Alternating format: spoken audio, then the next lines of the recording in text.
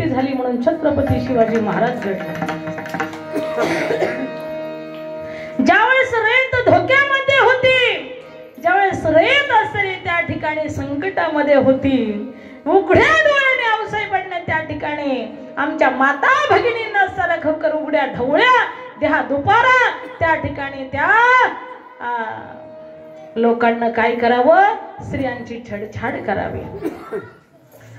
मोगलाई माजलेली होती आणि त्या ठिकाणी माझ्या आऊसाहेबांचं रक्त सळसळत होतं, डोळ्यामध्ये रक्त उतरत होतं आणि हे दृश्य पाहिल्याच्या नंतर आऊसाहेबांचं रक्त तळतळायचं, अंतःकरण त्या ठिकाणी तळतळायचं, रक्त सळसळ करायचं आणि रागारागामध्ये शिवाई देवी पाशी गेल्या आणि शिवाई देवीची प्रार्थना केली। सर्व मंगल्य मांगल्ये शिवे सर्वार्थ साधिके शरण्ये त्र्यंबके गौरी नारायणे नमस्तुते।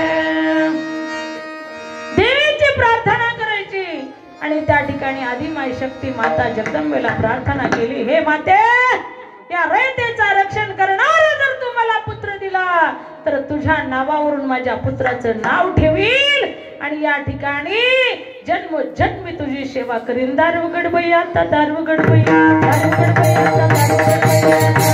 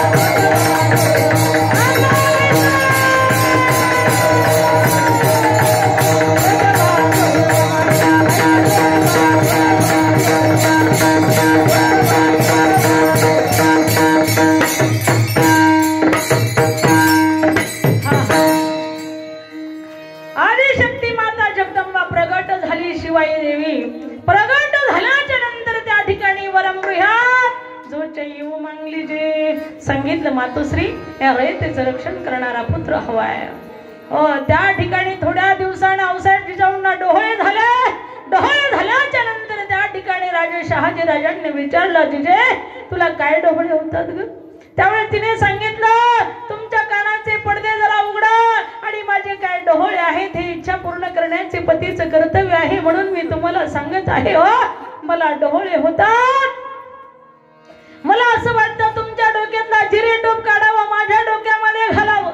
मला असं वाटतं तुमच्या अंगातलं चिलकण काढावं माझ्या अंगामध्ये घालावं। मला असं वाटतं तुमच्या हातातली चमचमती तलवार माझ्या हातामध्ये घ्यावी। मला असं वाटतं तुम्ही ज्या घोड्यावरती बसता त्या घोड्याला टाच द्यावी, त्या घोड्यावरती बसावं, सह्याद्रीच्या दऱ्या खोऱ्यामध्ये घोडा फिरवावा आणि ज्या माता भगिनीच्या इज्जतीला हात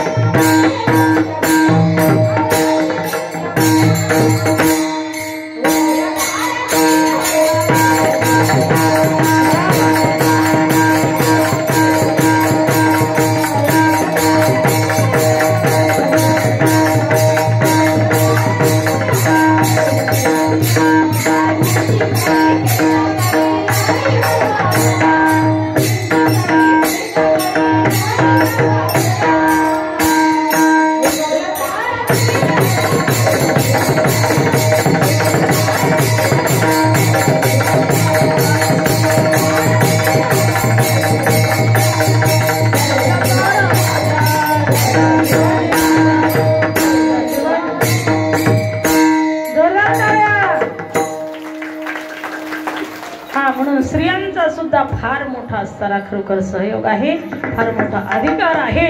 म्हणून महाराज सावित्रीबाई फुले होऊन गेल्या पहिल्या शिक्षिका, म्हणून त्यामुळे आपल्याला व्यासपीठ प्राप्त झालं. त्याच्याही अगोदर सांगायचं म्हटलं तर संत जनाबाई,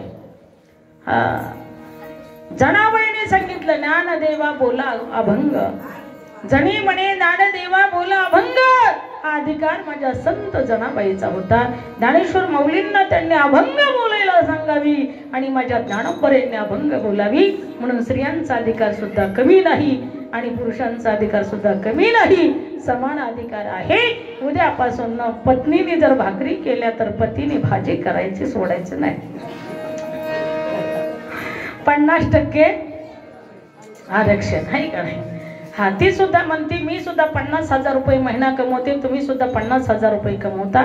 मी धुणं धुतलं तर तुम्ही वाळू घालायचं काम करायचं आहे का नाही? 50% प्रपंच म्हणजे नवरा बायको म्हणजे 2 चाक आहेत गाडीचे. हा, दोघांनीही कामं करायचे तेव्हा प्रपंच थाटत असतो. ठीक आहे, चला आपला मुद्दा कुठे होता? 4 वेद मला तुम्हाला सांगायचे होते. आलं का लक्षात? हा, विठाल